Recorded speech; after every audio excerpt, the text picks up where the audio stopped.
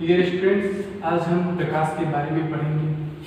प्रकाश जिसको कि लाइट कहा जाता है, देखिए इसके डेफिनेशन। ऐसी विकिरण जो हमारी आँखों को संवेदित करता है उसे प्रकाश कहते हैं। ठीक है, यहाँ पर विकिरण को अंडरलाइन किया गया है और संवेदित को। विकिरण का मतलब क्या होता है?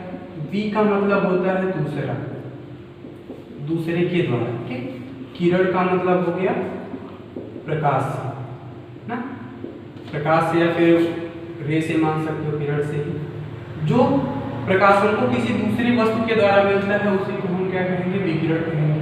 ठीक है, और संवेदित करने का मतलब जैसे अगर आपको कोई छूता है, आपके हाथों को कोई टच करता है तो उस टाइम आपको महसूस होगा तंत्रिका तंत्र के माध्यम से कि हमको कोई छू रहा है, उसे ही संवेदना कहेंगे। एग्जाम्पल के लिए आपने पढ़ा भी होगा कि छुई मुई का जो पौधा होता है वो छूने पर उसकी पत्तियां क्या होती हैं? सिकुड़ जाती हैं। ठीक है, उसकी पत्तियां सिकुड़ जाती हैं तो वो क्या करता है? संवेदना प्रकट करता है, उसे ही क्या कहेंगे? संवेदित करते हैं। ठीक, तो ऐसी विकिरण जो हमारी आंखों को संवेदित करता है उसे प्रकाश कहते हैं।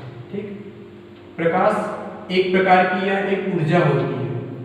प्रकाश जो होता है ये एक प्रकार की ऊर्जा होती है। ठीक है, अब प्रकाश जैसे किसी माध्यम में प्रकाश की चाल, किसी माध्यम क्या निर्वात में प्रकाश की चाल होती है 3 लाख किलोमीटर प्रति सेकेंड, किलोमीटर प्रति सेकेंड होता है। ठीक है, इसको हम 3 × 10⁸ मीटर प्रति सेकेंड भी कर सकते हैं या 3 × 10⁻10 सेंटीमीटर प्रति सेकेंड भी करते हैं। जो प्रकाश होता है इसकी तरंग दैर्घ्य 3900 एंगस्ट्रॉम से 7800 एंगस्ट्रॉम के बीच होता है। ठीक है, 1 एंगस्ट्रॉम में 10⁻−10 मीटर होता है, तो यहाँ पर ये 3900 एंगस्ट्रॉम और 7800 एंगस्ट्रॉम हो गया इसका। ठीक, तो ये हो गया प्रकाश। अब ये 2 टाइप के हो सकते हैं, पहला होता है प्रदीप्त, दूसरा अप्रदीप्त।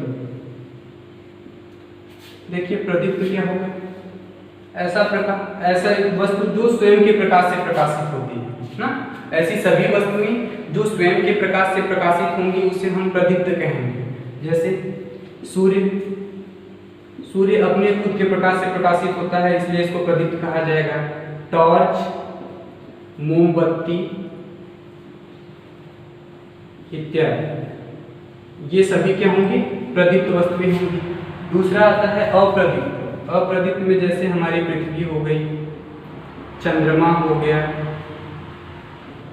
पढ़ाई से रिलेटेड जो भी ले लो जैसे चौक हो गया, डस्टर हो गया, बोर्ड हो गया,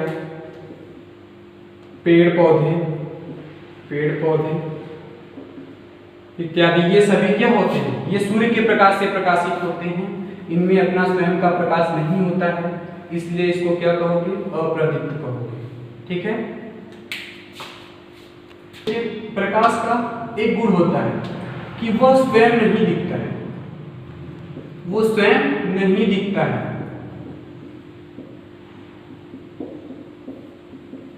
वो स्वयं नहीं दिखता है जबकि दूसरे वस्तुओं को देखने में सहायक होता है।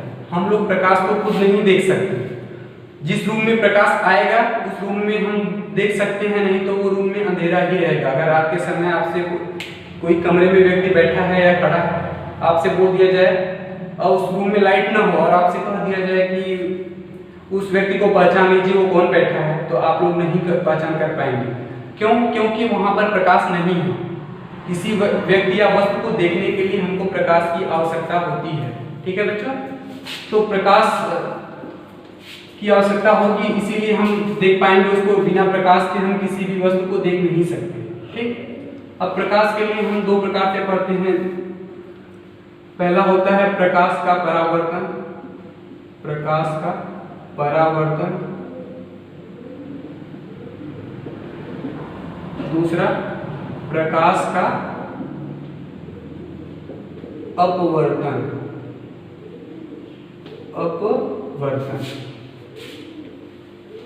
इसके इंग्लिश में कहेंगे रिफ्लेक्शन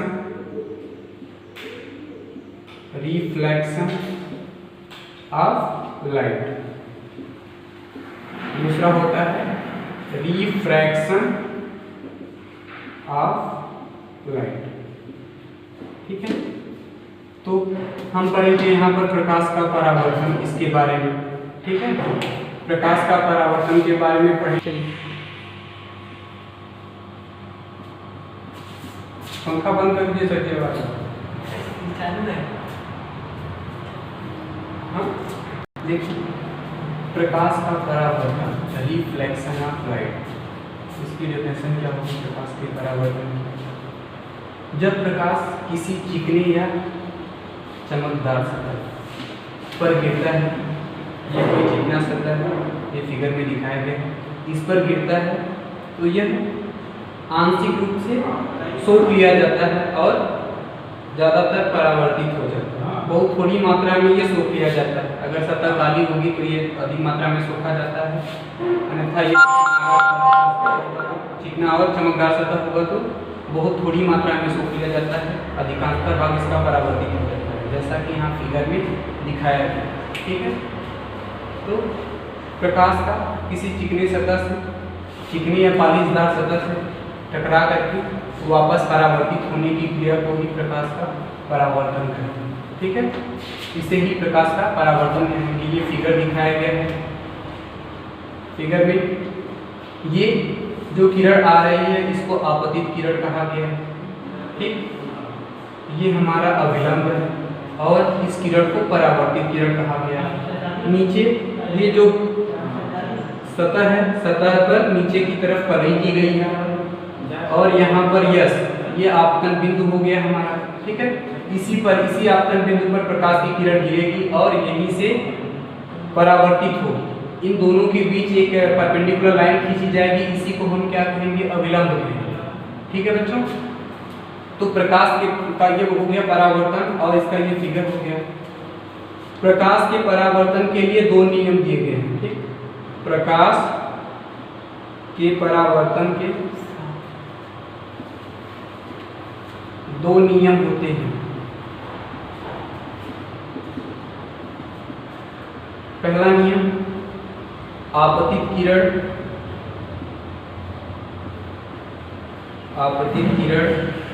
परावर्तित किरण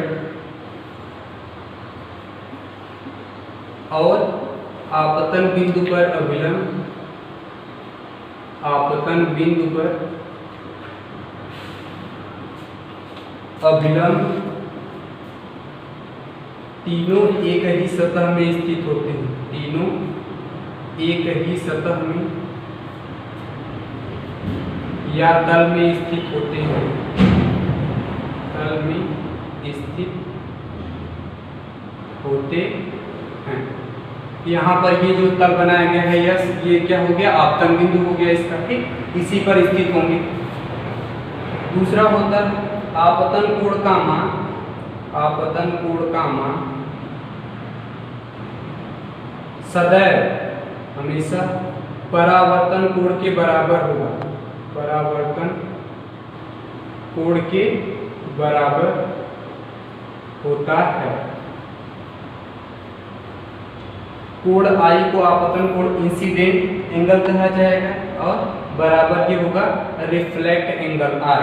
ठीक है, तो इसको ही हम परावर्तन का ये दो नियम, पहला नियम हो गया आपतित किरण, परावर्तित किरण और आपतन बिंदु पर अभिलंब तीनों एक ही तल में स्थित होते हैं। दूसरा, आपतन कोण का मान सदैव परावर्तन कोण के बराबर होता है, जैसा कि यहाँ पर दिया गया है, that is angle I equal to angle R. ठीक है बच्चों, आगे अगली क्लास में बताया जाएगा। वीडियो को लाइक करें, सब्सक्राइब करें और अधिक से अधिक शेयर करें। ठीक है, धन्यवाद।